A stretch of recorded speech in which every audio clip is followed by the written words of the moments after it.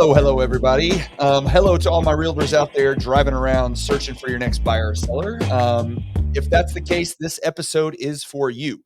Now, this is not just for regular real estate agents, but realtors specifically. Do you know the difference? Well, do you know that your way of making a living is currently under attack, and it might not be from who you're thinking?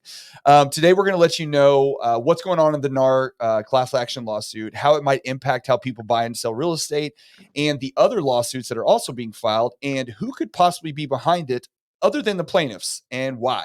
So welcome to the Texas Real Estate and Finance Podcast, where every week we spill the tea on what's happening in and around the world of real estate and finance. I'm your host, Mike Mills, a Texas mortgage banker with over 15 years experience in real estate and lending. And today I have a special guest who is here to shed some light on what is happening with the lawsuits that are all the buzz among realtors and lenders. She's been knee deep in the discussion since the beginning and is going to share her insights with us so we can be prepared for any changes that might be coming our way. But before we dive into today's episode, remember, if you like hearing this conversation each and every week and finding real value for your business, please hit the subscribe button on your podcast platform or go check me out on Mike Mills Mortgage and Finance on YouTube for more exclusive content. Every new listener grows our community a little bit bigger each week. So please like, subscribe, comment, share, heck, even write me a review if you want, if you got a minute. I love feedback and ideas for new episodes. So please reach out if you want to. Now, my guest today is Amy Cearnal. Amy is a DFW real estate broker with over 20 years experience in real estate, title, mortgage, and has served heavily in her real estate community on boards and committees every year she's been in the business. She even ran for mayor last year. Didn't really have the intention of winning and yet somehow almost did. So plus, this will be the third time she's joining me on the podcast, which is truly her claim to fame. So Amy, how's Philly treating you right now? Yeah, awesome. Can you believe that mayoral thing was actually this year? What's that? Can you believe that mayoral thing was actually this year? It seems like this year has gone on for a long time. I'm thinking voting occurs in November because that's the way my brain works. So it's like, yes, it was this year. Yeah, and you crazy year. And now here we are.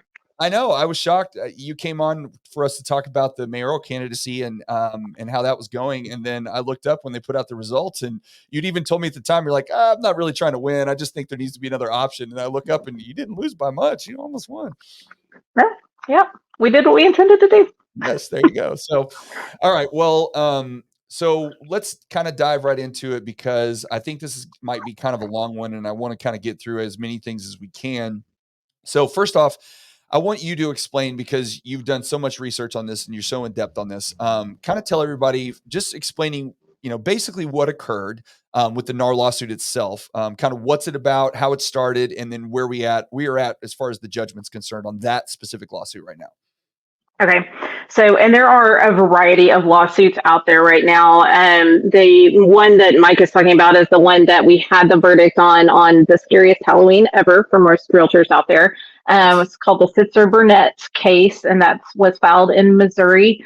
And it was home seller plaintiffs saying that, or claiming that was anti-competitive action was taken by NAR and 4 major brokerages to make it where the cost for the transaction was increased unfairly, and that the seller was harmed due to that because they had to pay for the buyer's broker's commission as part of the commission that they paid to their listing agent. So they had a variety of different, the class, so it's a class action suit with all of these home sellers, and the class included a bunch of people who said, hey, that percentage that they paid or whatever the fee was that they paid was unfair, it was anti-competitive, and that should result in damages to them being paid. The jury agreed with them. So the defense that NAR and the other brokerages did not resonate with the jury, so per the instructions that were provided by the judge. And now we're waiting on the judge to comment on his injunction on, is there a mandate for change immediately? Is this a tiered system? Is it going to be in conjunction with the DOJ? Are they going to change the award amount, which the award amount was $1.78 billion? That was then trebled. And so are they? Yeah. So are they going to change that before it goes? Is there going to be some sort of settlement post judgment? Like what anyway, so that's kind of where we stand right now with that major case. As soon as that case ended, like within minutes, the same attorney for that home seller group filed another one against other brokerages to make it an even bigger case. There are already all these other things out there, but really so much of it comes down to the NAR practice of cooperative compensation and the claim that that is just an unfair act of having cooperation between the listing agent and the buyer agent, and that has created a price fixing situation that is rampant across the country, is the claim. Now, what's happened with this, as far as what I've seen, especially within the last couple of days, which is surprising to me, is and even with some of the stuff I posted about this, somebody commented on it about how basically the realtors are getting what they deserve, essentially, is what they're saying. This lawsuit has painted real estate agents as realtors as the bad guys here, which again, I understand, the sentiment a little bit, because when you see, the money that was paid, which we all knew, it's not like it's a secret. It's always been, the commission structure has always been the same. And by the way, like you've said before, commissions have always, but commissions have always been negotiable, right? Yes, always been negotiable.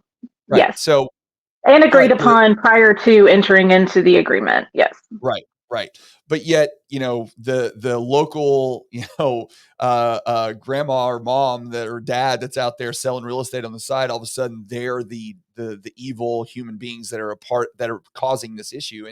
And that's just, I don't feel like that's the case. Not because I work with realtors every day, but just because they operate within a system that pre-existed, and they didn't have necessarily another situation to operate within. And so if that's the case, if that's the issuance from NAR and whatnot, then why are the real estate agents being so vilified in this? What do you think? I think that is the unfortunate part of this, is that there hasn't been any sort of, really, in my opinion, kind of grace on that, of saying like, hey, I know this is how y'all have done it for a really long time, like 100 years anyway. And now we're going to say, hey, we don't like it like that. We don't think that that's a competitive way of doing business. We need you to change it. Now, some will say that is what the Department of Justice has done over the last 20 years, that's really what they did when they came in and said, hey, you shouldn't do subagency anymore, which created this kind of way of doing it. And that's also in their investigation that has been trickling for about 20 years, but really ramped up since 2020, that they should have said something to say, hey, now stop doing it. Now, maybe that did happen at NAR and the local people just didn't know that. It's hard to know what has really been happening on the backside of this. And I can say, I thought I should preface like this whole conversation with, this are just my views. I'm just trying to read some tea leaves here. I really am trying to just present the facts as I know it. I'm not an attorney, so any of my opinions are just that.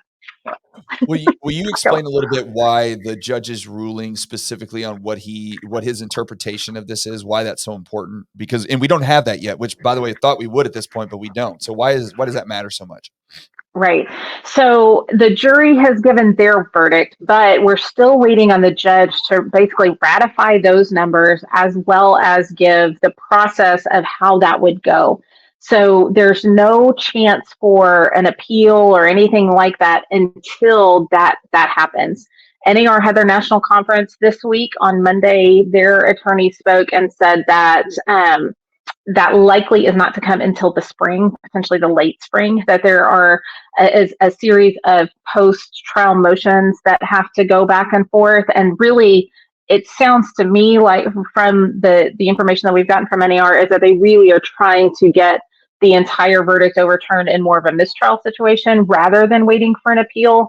But they have said that they are planning to appeal if that does not work. So it would be like this late spring, we would get guidance, and then within 30 days, an appeal would have to go out if that was what NAR decided to do.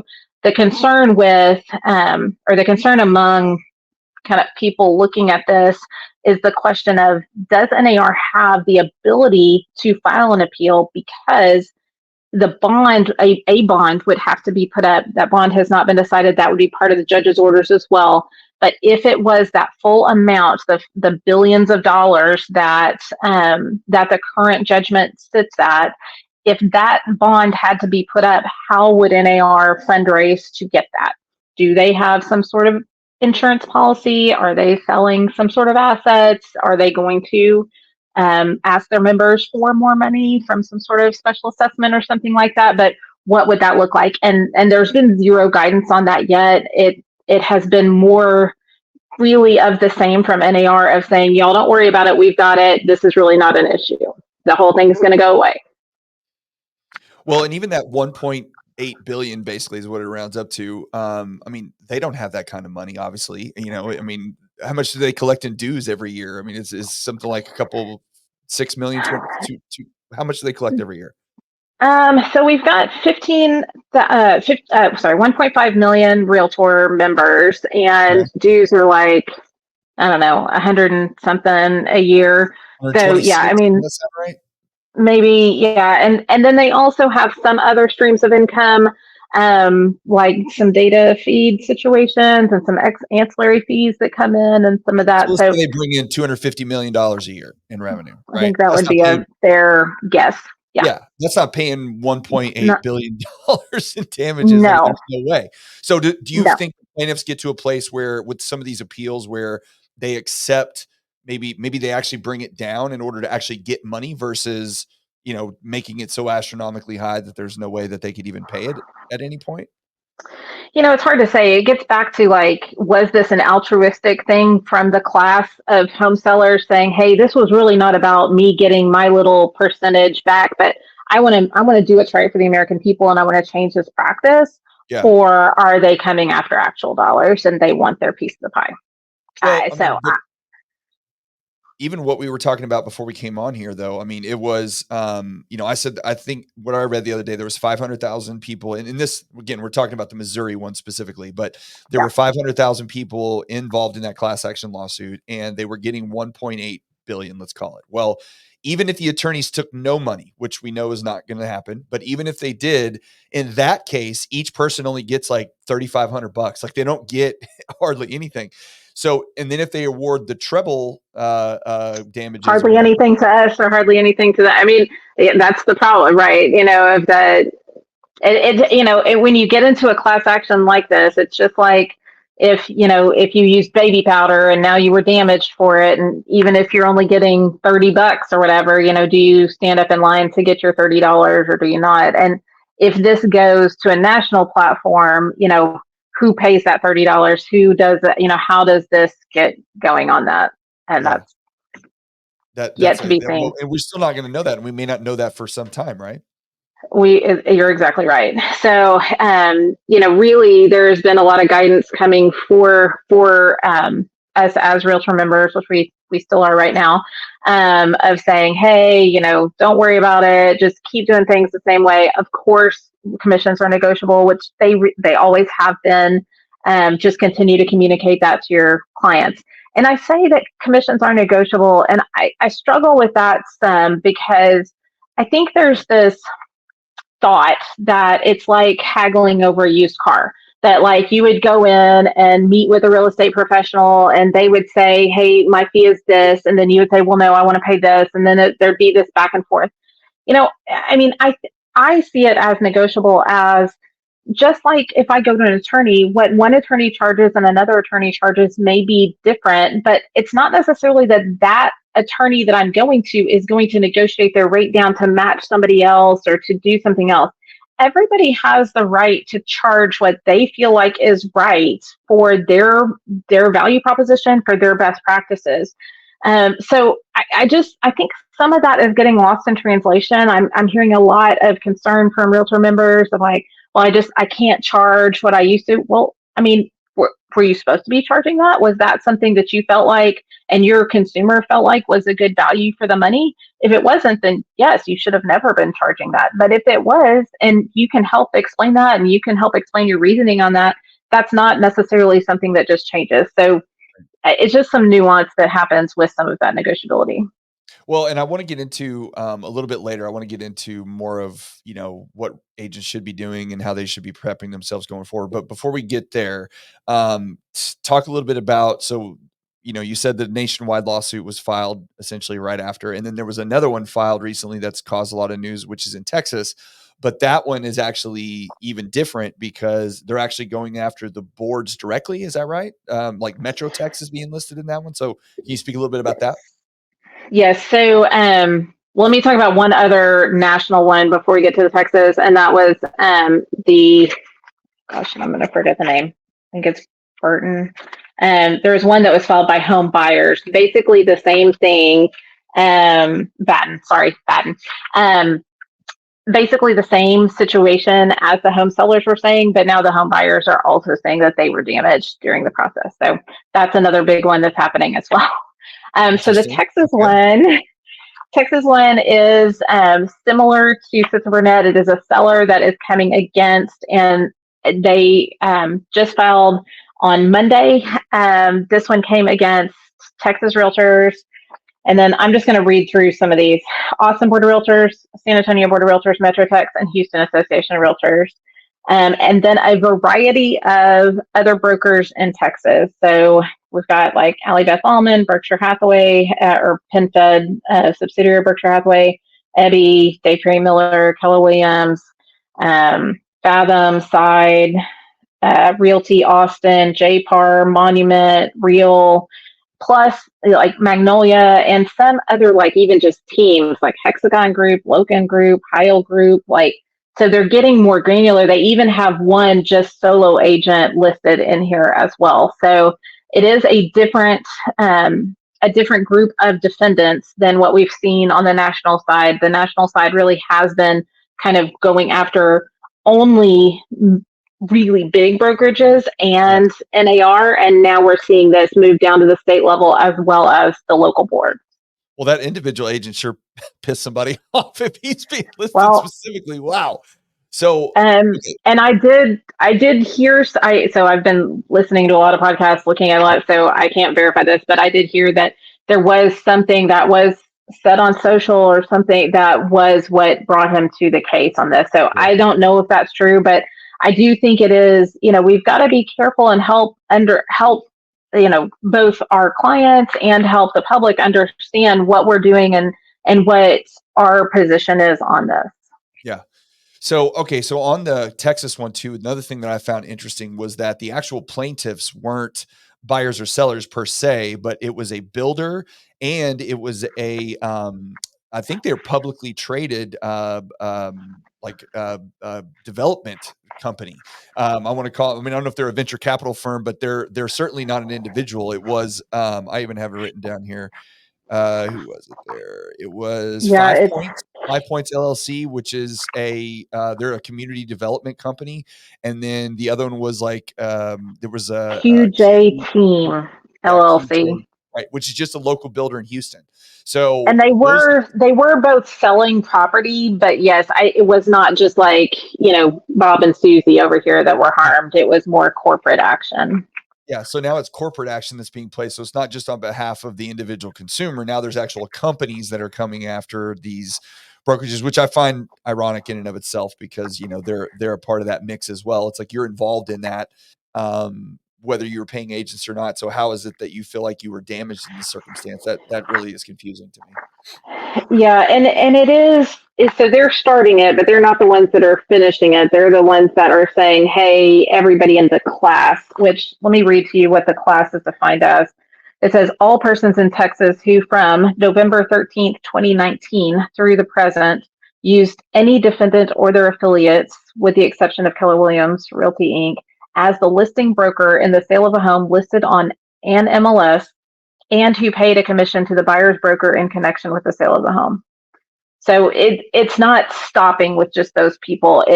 It's potentially including anyone in the state of Texas who did business with these people, which that's where it is hard to see how this ends with these kind of cases coming up and with the jury finding for Sister Burnett. It does feel like there's potential for the government to come in and step in and maybe take some action to try to stop some of it. But, I don't know, again, guidance from NAR is just still like, oh, hey, don't worry about it. Just keep doing business. Well, it feels like there has to be something that's going to have to occur at some point, whether it be from NAR, whether it be the Department of Justice or whatever, on saying, okay, well, because I think that's why the ruling from the judge in that very first case might be so important, because they have to give some indication. There has to be a precedent or whatever you want to call it set to say, hey, here's what you can do, here's what you can't do. And then they can come in and interpret after that how they want to pursue any other. But I don't know how you can just kind of leave it open-ended without it just being chaos with everybody suing everybody and stuff flying around all over the place, right? Right. Yeah, I agree. I mean, I think at some point, so there were some comments made. So Inman has been the one who's really been reporting a lot of this. If you're an agent and you don't have an Inman subscription, that really is the source of a lot of the information coming out. But in there, they said this week, they were at NAR to get comments that the NAR counsel was giving in their speech that they gave to the NAR National Conference this week. That was less than an hour. So that was the guidance that we got from counsel. Then that was backed up with an interview with the lead attorney for Sitzer Burnett, and he was, saying like, they're just not taking this seriously. Like, we're still coming for them. This is not over. Yeah. So. Yeah.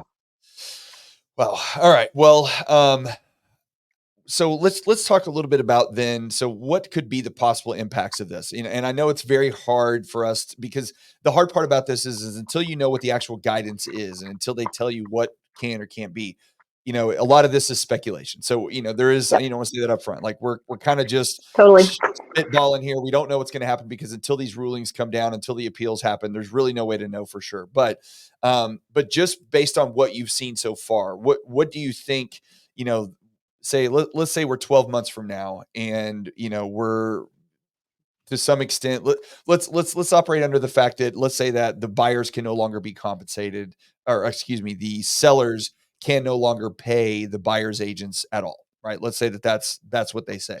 So what could our world look like then in real estate on, as far as the day-to-day operations for an agent and a broker?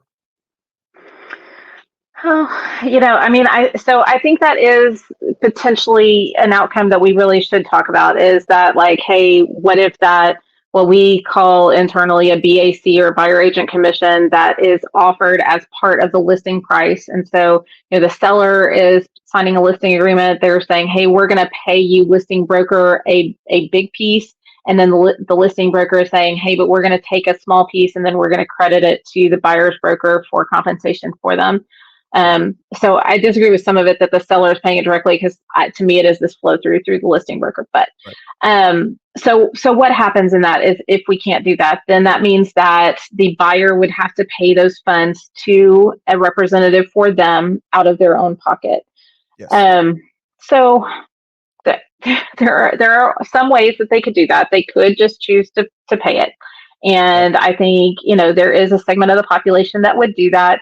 I always say that just like TurboTax is right for some families and hiring a CPA is right for some families, like there's not just a broad, like everybody fits into one box. So there are some people that would pay cash. There are some people that would need to finance it if they wanted to pay for that and have that. And right now, as you know, like there's not a mechanism within the current financing systems, just nationwide, to allow that to happen. So there is thought that, more immediately or in conjunction with this injunction that the judge in Missouri and the DOJ are working on, that they are on the back end working with the mortgage servicers and those kind of things to provide something like that. We don't know. These conversations going; those are happening right now, just to see what the options are. Yeah, could be happening. So that could be an option. But keeping in mind with that option, with both of those options we just talked about, it still does mean that the buyer has to say, I am going to write you a check. I'm going to pay that fee for that full amount. There's not a credit coming from somebody with that. I am going to take responsibility of that whole thing.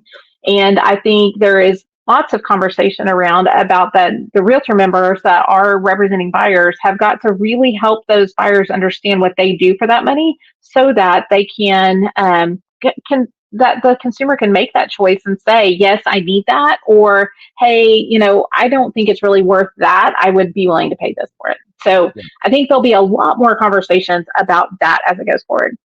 There is also this One other quick thing I want to say yeah, before we go to the next thing is it just so if anybody's not clear, because I know with newer agents that listen to this or anybody that's not in the business directly, when it comes to mortgages and costs, I hear people, they ask me all the time, I just want to roll my costs into my loan. Okay, well, with a purchase, you cannot do that. With a refinance, you can, but with a purchase, you cannot. None of the costs can be rolled into the loan. Where that comes from is sometimes lenders will pay the cost by raising the interest rate and covering the cost, but it's not rolled into your loan. If you buy a $300,000 house and you have a VA loan and you have no money down, your loan is basically $300,000. There are FHA you can roll in mortgage insurance, VA you can roll in funding fees, but other than that, there's nothing else. So there is no current, like you said, no current mechanism that allows you on a purchase to add any costs that you don't have to pay out of pocket. So just to clear that up. yeah. And in theory, that wouldn't immediately be like, hey, buyer, you're having to pay that 3% because the price of the homes would drop by 3% to compensate for that. So there is some pricing theory on that it really isn't a harm to the consumer. It's just shifting who has that obligation for payment.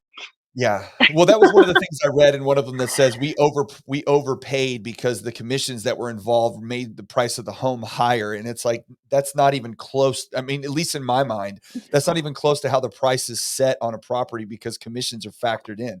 I mean, your commission gets deducted obviously from the sale of the home, but that's not how the price is determined. That's another piece of it, which was very surprising to me and how some of these people are interpreting it. Yeah, I mean, I think there is some thought like that, the way that we do market analysis and just the way that the consumers pay for the home, that they will ding those homes for that 3% because they're having to come out of pocket for that cost in a similar way to what we've seen of the impact of the rising interest rates, that has resulted in some lower cost Yep. to or lower prices to the seller because the buyer is having to pay more. But anyway, so then there's this other camp that is like, hey, if the buyer is presented with the option of I pay or I don't pay, that they're going to choose that they don't pay, I would and agree. that they are going to choose to go unrepresented, and that they are going to be potentially harmed for that. And that is a big part of NAR's conversation of saying, hey, we have tried this before in the US and it did not work. We need those buyers to have an advocate for them so that they don't get taken advantage of by the big bad seller out there that is going to have all of the dollars, and they're going to be the ones that can afford to hire representation because they're about to sell their house and get a check. They're not coming to the table with all that money. And that's really the origin story of all of this, right? Is Yeah. that it was a hope to make it fair for both sides. But the reality is, when you look at worldwide at how the real estate market works, is that this practice is really a US situation, and that in most other areas of the world, the way that we have buyer representation is not the main way. And so, again, if we go back to that, then that may be even our commercial real estate world, really doesn't work like this with that buyer seller always on that too. So of representation on both sides. So it is this very likely situation that we could go to a world where more buyers choose to go unrepresented on that, which then impacts the sellers and the listing agents and how do they go forward and do business like that as Yeah. well. Well, and then this is another thing we kind of chatted about beforehand, and what I talked about in the beginning is, it's you look at this and go, okay, well, who's driving this boat? Like, who's out there? Because this was moving along for years, and good. Whether you say it should have been this way or shouldn't have been this way, regardless, it's been this way for a very long time. And all of a sudden, we have these things popping up all over the place, and now realtors being vilified, and these local MLSs are being vilified, which everybody says and has been saying for since the dawn of time that real estate's local, and it is, because when you look at national trends and you say, okay, well, median home prices are here, or purchase applications are down in this, you're talking about specific, the whole country. But when you look at specific areas, like California's housing market's terrible right now, but Texas is great, just depending on where you're at because of whatever's happening in the world.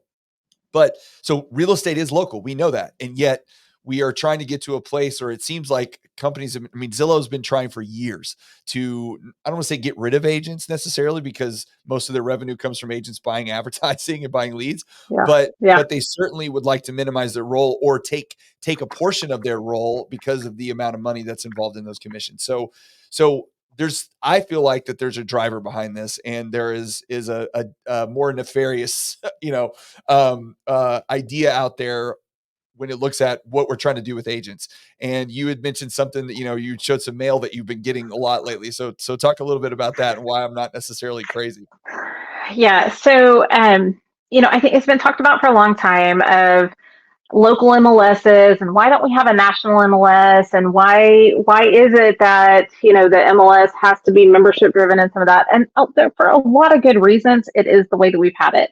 It does create some control. It makes sure that only licensees can see some of the information that we've got on the back end, and that they can really get in and interpret what's happening on the back end. But um, some of these things that are happening within NAR and within these lawsuits do indicate that there might be, again, maybe somebody on the back end that is really promoting this to happen, that, we need to have a breakup of the national MLSs. And just in the last 2 weeks, I've received this kind of mail at the office. So look at this one. This is cool. It like goes up and Oh, down. yeah, so pretty. All this stuff is like major mailers that are all coming from one party, and it's homes.com. We started talking about homes.com at our company a few months ago because they were purchased by CoStar, and they have really just been on the rise. They have already overtaken realtor.com as far as traffic, and are coming for Zillow. So it's, to me, it does look like there is the potential for a national MLS coming. Again, I'm not advocating for that. I'm not saying, but I'm just saying, like, y'all, if we're looking at where the dollars are being spent, there are some major dollars being spent on this side. They aren't in any sort of defense right now. They're only on the offense, and we're definitely in a defensive posture on all of this. Well, and I've said this a couple of times, because it's unfortunate the way we might be headed with this, because right now it's not as impactful because the market is slower, because there's less transactions happening. So you don't see, I think it's just like anything else, for stuff to really take impact, there has to be a lot of transactions to occur before it starts really seeing what's going to happen. And so we're in a spot right now where we're probably going to be business as usual for a little bit. Like, it's going to stay that way because we don't have the judgment. We don't know exactly what's going to happen. But I've told the story a couple of times. It's like, imagine we get to a place where interest rates go back down sometime towards the end of next summer, and all the people that have been bent up, waiting for rates to come down, and they're not going down to 2 or 3. So I think that's going to happen. It's not. Yeah. Maybe 5, mid 5s, high 5s, something like that, if things get nasty enough. But that's where we're at. And then at that point, we still don't have enough inventory because they're still not building enough homes. We don't, foreclosures are the lowest they've been in decades. So that's not anywhere that's on the horizon either. So we don't have enough inventory of homes to buy. So we get back to a place, not like it was last year or prior 2 years, where it's 30 offers on every house, but we could certainly be in a place where there's 4 or 5 offers every house that pops up. Right. And if we've been operating business as usual, and the buyer's agent has been like, I've got my good friend Bill here, and I've been showing him houses, and we've looked at this and we've looked at that, and just haven't quite been able to get under contract. Well, then I find the one that I want. It's that family's dream house. And I've been helping Bill and his family find a house, and there's 4 other offers, and they all don't have buyer's agents on them that are asking for the buyer to be paid. So Bill, my friend, comes to me and says, Mike, this is the house that we really, really want. And, I'm willing to pay you whatever, $1,000, $1,500, 2,000, or I may say, I don't have it because they haven't changed those rules to where they've come into play to where I can finance it or whatever. And so because he's my friend, I say, you know what? It's fine, Bill. Like, don't worry about it. I want you to get this house. I want this to be for you. So you don't have to pay me for this. We'll try to get it on the next one. Right. And then the week later or 2 weeks later, my phone rings, and it's another friend of mine. They're like, hey, I'm ready to go buy a house. Will you be my buyer's agent? Am I going to take that offer? Am I going to take that job because I just lost out on the other one? No, I'm not. I'm going to go find someone else. And then enough transactions that occur like that, and the buyer's agents just go away. And to Ashley's point, who put this up a minute ago, because the buyer's agent plays such a pivotal role in helping a buyer who does not do this every single year. They do this five times in their life, once every 10 years, whatever the case may be. They're in there operating in a space that they have no understanding of and don't know what to do. And they can't watch enough YouTube videos to figure it out. So something has to fill that void, right? Something has to fill that void. So if you're homes.com or you're another arm of Zillow and you're like, hey, buyer, pay us $250 and we'll help you fill out the contracts and we'll help you do all this stuff and make sure that you're covered. And it's kind of like, yes, you're being covered, but you're being covered, like you said, in a TurboTax form or something else that's much, much less, to where you don't get all the figuring out that this is the right neighborhood that you should have been in because you walked up and down the street and there were 70 cars in every single parking or in every single driveway. And you had an agent before there going, hey, this isn't where you want to be if you have kids because of this or that or whatever. So that's the world that I see that could happen if we don't figure out how to make this work. And I don't know that there's a way out of that world. Like, can you give me some hope to say that there is a way that we can figure out how this solution is going to happen to where buyers are still going to be represented properly? I don't have it. I mean, I'll tell you, I am really struggling with it. It's something that we've been very nervous about, but ultimately, like, if this is what is kind of chosen, maybe not for the buyers themselves, but because of all of this, this is just the path that it would have to go. It's kind of like not being able to go directly to a farmer to buy a zucchini because he's concerned that he's going to get a lawsuit about the pesticide that he used or something like that. And, it all has to go to these giant farms or do something like that. It's going to end up somewhat like that, because that's where I look at from all this is, when does the litigation end? When does our liability end? I mean, at some point we're here to help a consumer make grown-up decisions and do this, but I can't know everything about everything. I want to be a guide and I want to do, but I need to be able to charge a fair fee for my services, but I also need some limitation on that services. And I think that's where really the realtors have not done a good job, is we've said, we do everything for you. We are going to 100% cover you through this. Well, we can't do that for a limited amount of money. If it's an unlimited amount of money, sure, I guess. But, at some point, we've got to have some reins on this to figure out what is our role in this transaction going forward. Yeah. What are you telling your agents inside your brokerage right now to do? Because the only thing I think that's going to happen right now is people are going to start asking questions, right? There's going to be questions. Okay, what does this mean? How do I pay you? Like, there's going to be those questions that are come up, especially, buyers are in like high demand, but there are not a ton of buyers right now, but there are people listing their homes. And so a lot of agents are going after sellers. Well, if I'm a seller right now and I hear all this, well, this is probably one of the first questions I'm going to ask. So what are you coaching your agents they should be on? Yeah. And really they should be. So this is putting a lot more work on the consumer, that they're going to need to really interview potentially a lot of agents to try to drill down to, well, what are you charging and what are you providing?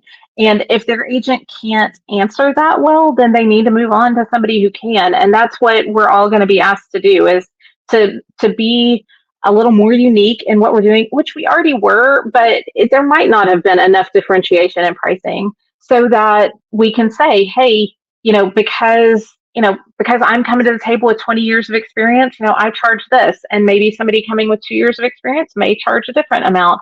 And maybe the platform that I have with staging and professional videography and drones and those kind of things, maybe that's at a different price point than something else. But I think it's this blow up of what anything that could have ever been called standard. Not that we ever had that, but even from a what do we offer, it's got to be this match of what do we offer and then what do we charge for that. And the realtor member has got to be able to stand up and say, that is what I am. This is what I charge. And if you want to work with me, consumer, I would love to work with you. But if you don't, that's okay. And maybe even like, hey, you should call Tamara over there because she's going to do a great job for you. And that is similar to what she charges in the platform that she's on. So, but it's going to be different for every consumer as they go forward, and they're going to have to figure out which agent they want to work with that best fits their needs.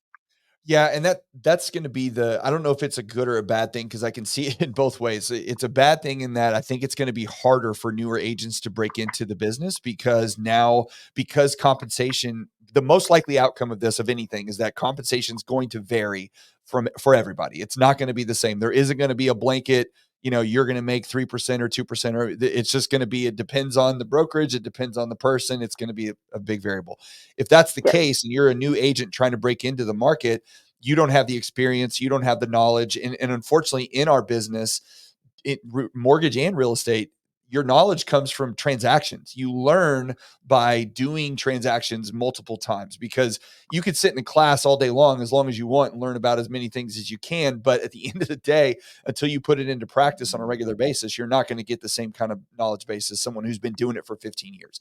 So you're going to have a Correct. really limited, or it's going to be a much higher barrier of entry, I think, than it is right now.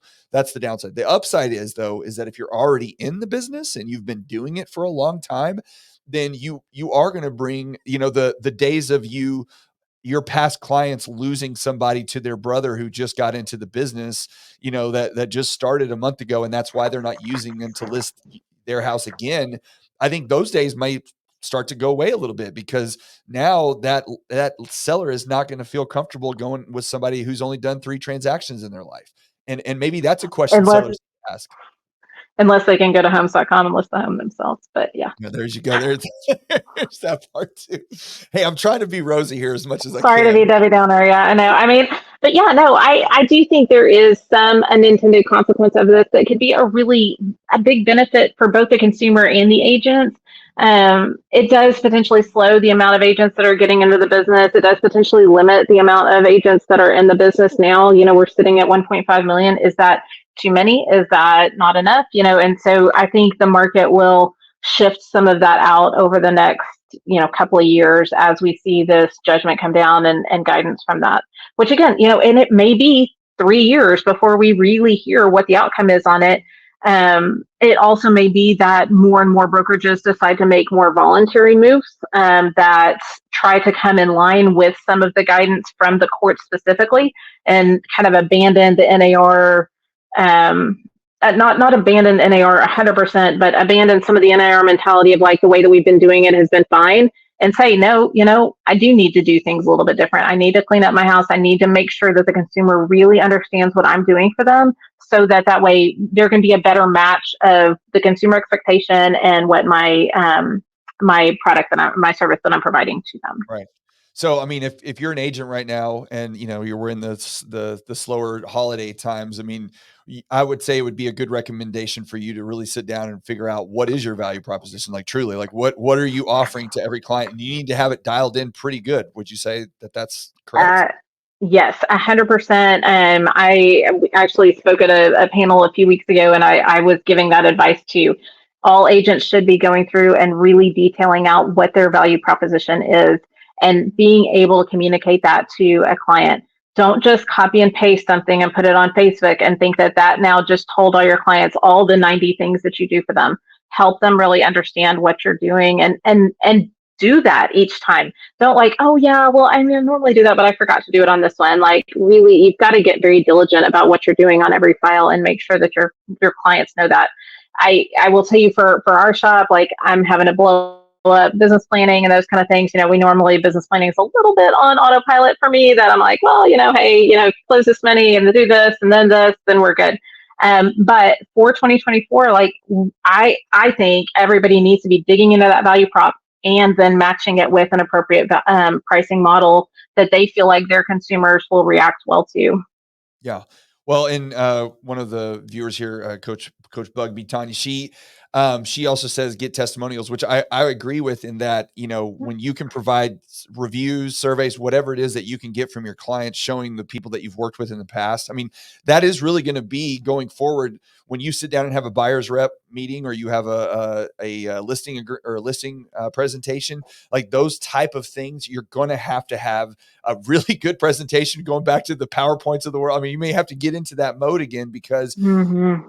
if you're a I, seller, you're going to be talking to multiple agents, and you have to. I mean, I have to do that now, by the way, because I think this happens more on the lending side than it does with real estate. Because like when I talk to a buyer, because they're all concerned about rates. Well, I'm going to call this company about rates. I'm going to call that company about rates. I mean, we've been doing that for years. I mean, that's just what we have to Yeah. do. So there's going to be an adjustment for y'all on the other side. Yes. And that's probably valid. Like that needs to happen. And we need to get a little more dialed in on that. We need to not have an assumption that, Uncle Mark is going to transact with me just because. If that's not a good fit, what I do for them. And to me also the unintended consequence is that Uncle Mark may have to understand that I may not be the right agent for them because I charge too much. So, Right. there's going to be some change on that too, where, just some more acknowledgement of like, what are we worth and how can we go forward? And I think it's going to end up really potentially great for both the consumer and the agent. It's just, there is some grief in between here and then to get to that place. What do And you some think? questions of, do we do that with an MLS? Do we do that with, do we do that? How do we do that going forward? Well, I think that's the big thing right now is there's just because there's so much uncertainty, which is why somebody like the DOJ or somebody has to come in and really put some guidance down so everybody knows what's going to happen because we don't know what the adjustment's going to be until we get some of that guidance because right now everybody's just kind of I don't know, like I don't know what's going to happen. We don't know. What do you think is going to happen with or what? Again, saying we don't know, but just based off what we know at this point, the Zillows and the iBuyers of the world, like how do you think the impact is going to affect them with any of these rulings? I don't think there'll be a huge change on those. I mean, I think blood's in the water with Zillow with their model of just scraping money out of the agents' pockets. So that's not going to be, a real fruitful plan going forward. Nope. iBuyers, I think there's a place for them in the market. I just think they'll be a portion of the market, but not the whole thing. Yeah. Yeah, that is going to help. I didn't think about how that would hurt Zillow just simply because the vast majority of their revenue comes from agents buying leads. And if you have a lot of agents that A, leave the market because they are, and then B, don't have the budget to be able to put that much money into buying a lead that you may convert 1 out of 100, that's going to be a really tough business model to manage going forward. Well, and most of those leads were buyer leads. And so if that is not there, then yeah. And that's where I think, CoStar and Homes.com sees that too of like, hey, we can come in and leapfrog them over.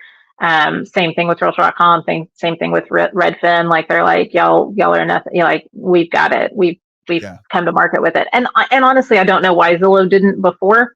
It's been surprising for a lot of us that they didn't get into a more consumer direct model than what they already did. They did have agents and those kind of things, but we thought they would do more than that too. So, again, hard to say what's coming from the consumer direct, but there definitely will be more consumer options going forward. I mean, that's going to be the name of the game.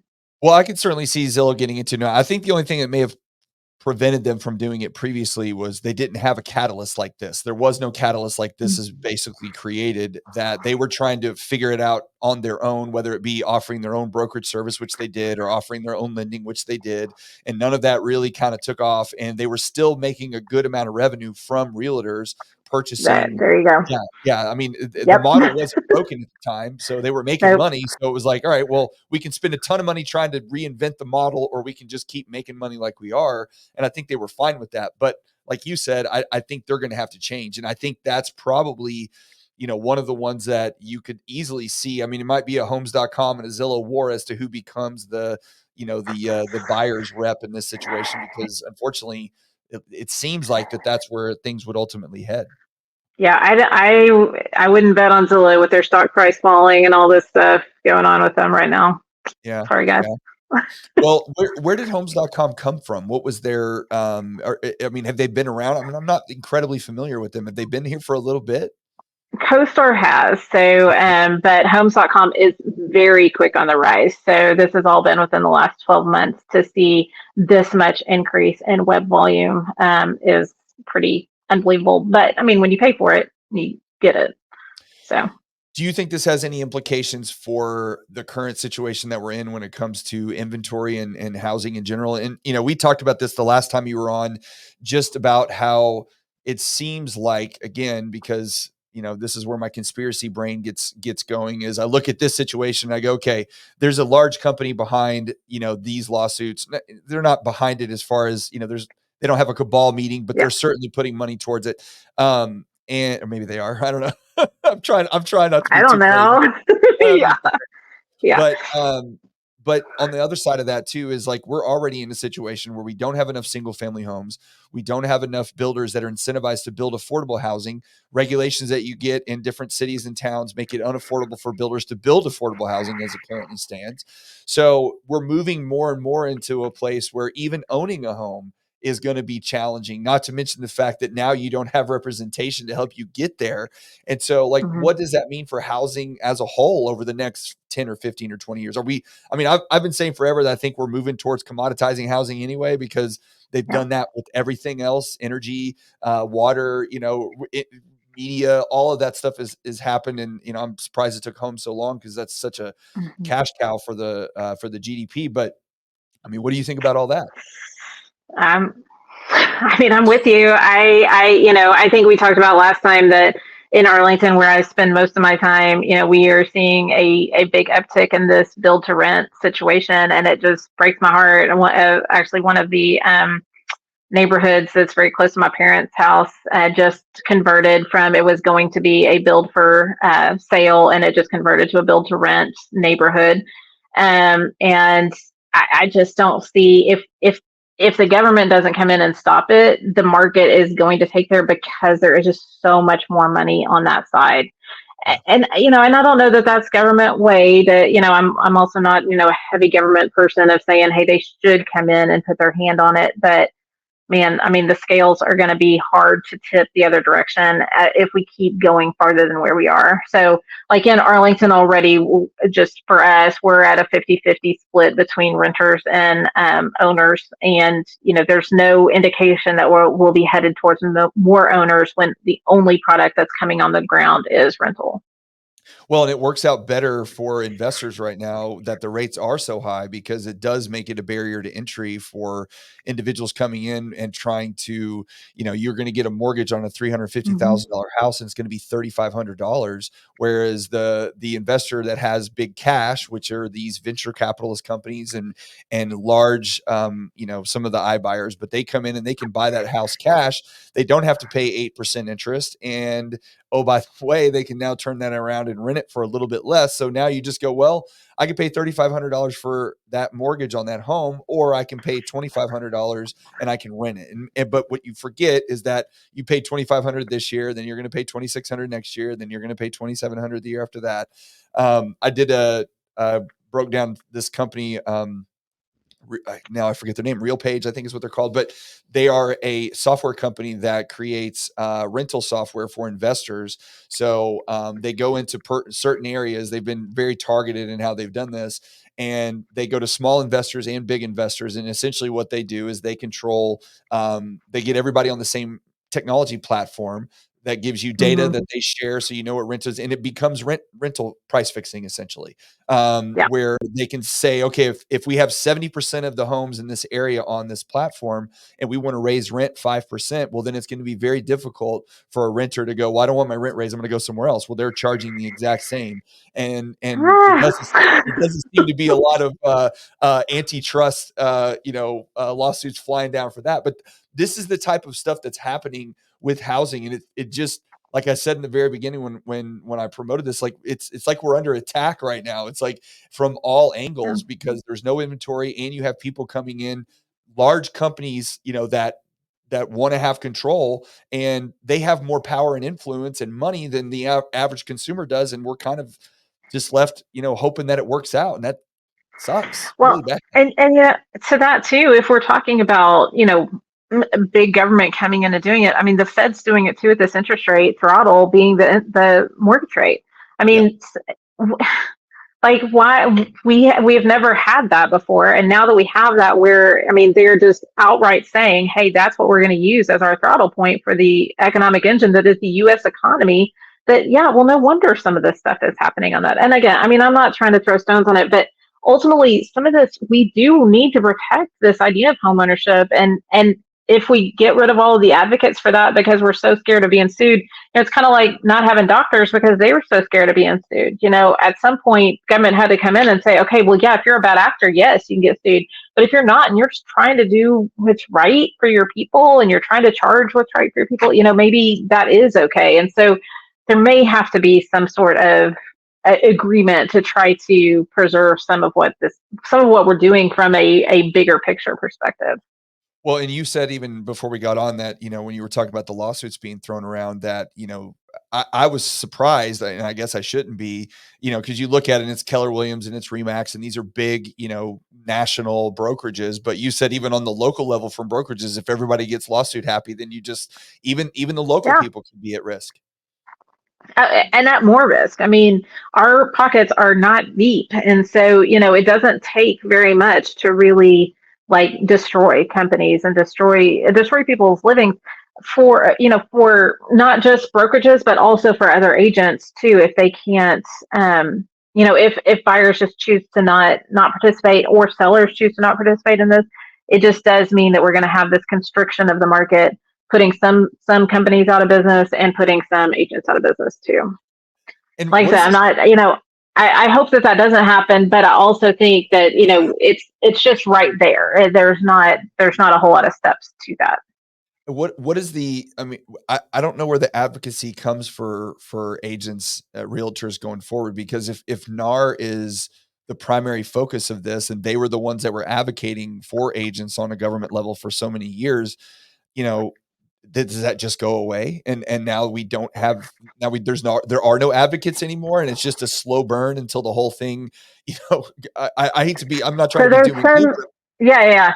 There's some conversation about that too, is that there could be an advent of another type of NAR that would be our next advocacy arm, that, agents would have to choose to spend on that. And, just like I'm not sure that buyers are going to choose to spend, I'm not sure that agents would choose to spend that right now.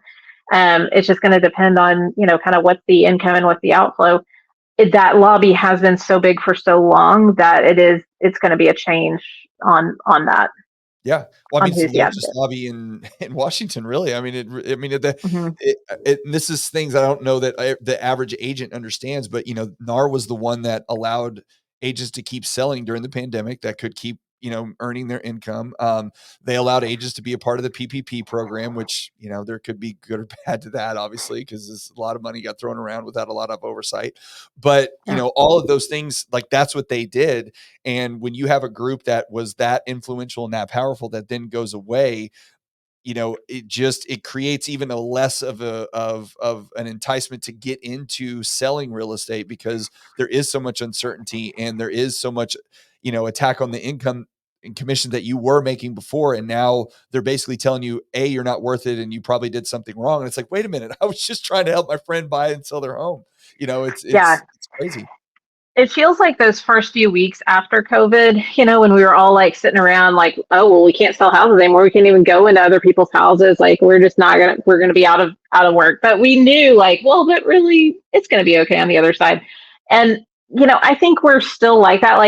I mean, I will tell you, for me, that and I think a lot of our team, there's still going to be consumers that need us. There's still going to be people that need us. We've just got to figure out how to do some of that. And that's what we're working on. We're trying to be as proactive as possible and make sure that makes sense for the consumer and for us going forward. But it is this kind of unsettled weirdness in the market though too, of but maybe not. I don't know, and that we had after COVID. So I think it's anytime you're in this 100% commission situation or business ownership situation, and there's a big shift, there definitely becomes this what the heck are we doing on this? What do you get a good sense, because you're paying attention to all this pretty in depth? Do you get a good sense on when we might actually get some answers on how, even just from the judge ruling, and then what NAR is going to say? Are we thinking the end of this year, first quarter next year? When can we at least have an idea of when their answers might be provided? My guess is that if the DOJ comes in and does something, that it will be late December, but it's likely that it will be more March, April. And my gut too is that March, April is getting really close to November. And so it may be Q1 of 2025. I don't know, or 2027. If we go straight into appeal from March, then we're kicking the can down the 3 years unless the DOJ comes in. So And I with don't the know. appeal, does it just mean that it's just business as usual and everything keeps going the way it has been? I mean, how does that impact it? We I don't get any I decision. think that I think agents are going to choose to make some voluntary changes, and brokerages are too. I think maybe the E&O carriers are going to force our hand on some of that too. I don't know. I still haven't heard anything from our E&O carrier. I was talking to Spencer, my husband and business partner, earlier today, and I was like, I guess maybe I need to reach out and ask some more questions. Luckily we don't have any claims in right now that I've had to be working with them. I'm sure they're overwhelmed with all the other, but that's a big piece of this too. TREC hasn't really come in with any guidance, the Texas Real Estate Commission. So there's just a lot of pieces to this of how can we still protect the consumer, but also have advocacy for them and have it where there's a system in place. And I don't have a huge gut right now on which direction that will be. Well, it sounds like we don't have a lot of answers. That's what it sounds like. It sounds like we have so many more questions and not a bunch of answers. And unfortunately, that's not where anybody wants to be, but we're in this situation where it's just what it is, right? I mean, there isn't Yeah. a I think it is what it is. And I think we can be forward looking as business owners and start, playing out like, well, if this happens, then this, and if this happens, then this, and maybe I want to make some of those changes now, and then I want to do this, and then I want to, so I think there's going to be some of that happening. But as far as somebody coming in and, coming into our house and saying, hey, you need to start doing business this way, that may be long in coming. Oh, wow. What would you tell agents that are planning for 2024 as far as like not just with this, but also with where the market's headed, as far as like, hey, how are you planning your business and what kind of income can you expect to make? And, because that's really what it all boils down to is like, I think a lot of agents are asking themselves right now, am I going to continue to be a realtor or do I need to go find, another profession, unfortunately? And that's, we've already had a bunch leave and, I think it's a question they're asking themselves. So, you got to plan for it and know what's coming. So I agree. I think they've got to start getting real serious about what their plan is for 2024. How are they going to do business development? How are they going to explain their value proposition? And how are they going to price? And what team do they have behind them to do that? So, and that could be team from brokerage team, marketing team, mortgage partners. Like, how do they create this client experience that's going to be the best fit that makes a consumer want to pay for this service, not feel like they have to in any way, but that they are just so desirous of this because they feel like they are going to be better off for working with you than not. And so that may take some creativity. It may take doing something different than what you've done in the past. And so I would just encourage all agents to do that, to really take this next even 45 days between now and the end of the year to really seek out as much information as you can. I would say, talk to friends in the industry, not about like, hey, let's fix our price at this. Don't do that. But talk about like how, is your brokerage offering a business planning seminar? Is there any, are there any sort of resources that you can go to help craft a business plan and a strong value proposition so that then you individually can say, okay, this is what I do. And this is what I feel like is the fair price that I charge to the consumer for that. And that's what I feel like I can go to market with. And I'm going to go with this marketing strategy. Business planning this year is going to be completely different. Like I was saying earlier, this is something that, if you're doing things the same old way, if you're going to the same old classes or you've got to like change it up and figure out how can I be relevant in this new world and what do I want to have that look like? Don't let this happen to you. You want to happen to it. Yes. Yeah. Those that are proactive will have the success that they're looking for. And those that are waiting to see what's going to happen or not. And that's why you have to be thinking about this stuff. You can't just stick your head in the sand and pretend like it's not happening. And there are going to be a lot of people that are going to take, some of the guidance that we've gotten from our partners forever. I mean, NAR saying, hey, it's just business as usual right now. You don't have to change. Like, that's real easy just to say like, yeah, I'm not going to change. Everything's going to be okay. And it may be, you could stay on that path and it could be that the Department of Justice or the president or somebody comes in and says, hey, home ownership is so important. We are not changing anything with realtors. This is exactly how it's going to stay. But there's also this possibility that it's not. And if you're not prepared for that, what does that mean for your family going forward? Yeah. Can you believe, like, 18 months ago, our entire industry was just, they could just sit by their phone and their phone would ring and someone would want to buy or sell their house and they really didn't have to do very much. And here we are, less than 2 years later, and our entire industry has been kind of flipped upside down due to market conditions and with stuff like this. It's just, I don't know if there's been too many industries over the last 30 or 40 years that have seen such a change in such a short amount of time as to what their impact is. It's I can't believe it. In some cases, it blows my Yeah. mind. Change creates opportunity, though. So there's going to be That's a right. lot of cool opportunities in this market. And so if you just leave, like you're not part of the party, like, there's going to be stuff to do. It's just a matter of how do we do it and how do we do it well. Yeah, yeah. They're, like I said, I don't know if I said this before we started or with the end, is like there used to be someone that would ride down the street and put the little lamps out with their little candle holder, and they would turn off the street lights at night, and then the electricity showed up, and that person, didn't do that job anymore, but they still had a job. They still found something else, and there's going to be, people are always going to buy and sell homes. That's not going to go away, like, at least Yeah. not anytime in the near future, at least not in our lifetime. Yeah.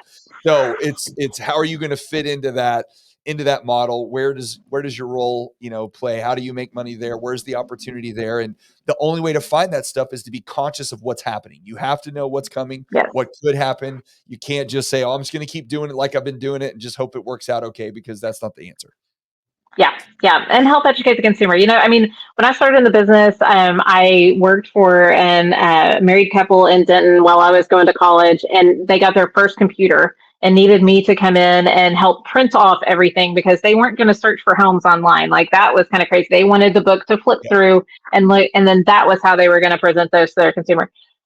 Things change, and it's just part of it. And this is a big one. This is bigger than we've had before, but just like the mortgage industry changed with Dodd-Frank and some of these things that happen, it changed, and you're still here. Like, Yep. you're still writing loans, and it's going to be okay.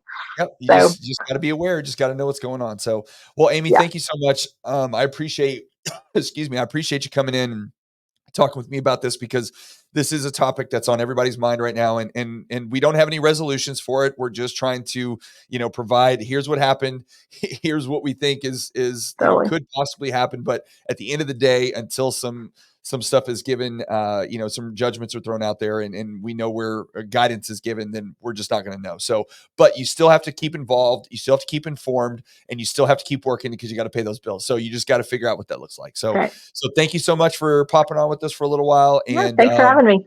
maybe once we get some judgments down, we'll maybe get back together and try to figure out, okay, where do we go from here once we have a little more guidance. But until that Sounds happens, good. we just got to keep floating along. So, Sounds good. all right, Good to talk to have a you. good trip in Philly, and we'll see you next time. Thanks. Bye.